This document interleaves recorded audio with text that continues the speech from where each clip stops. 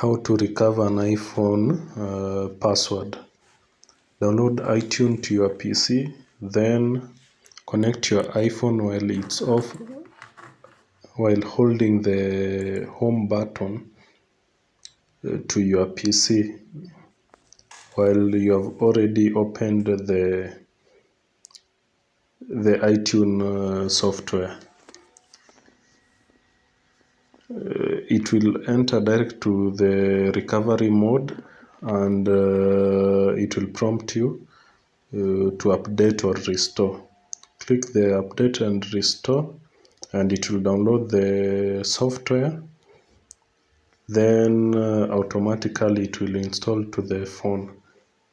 After installation, you will use now your iPhone and enter your iCloud account,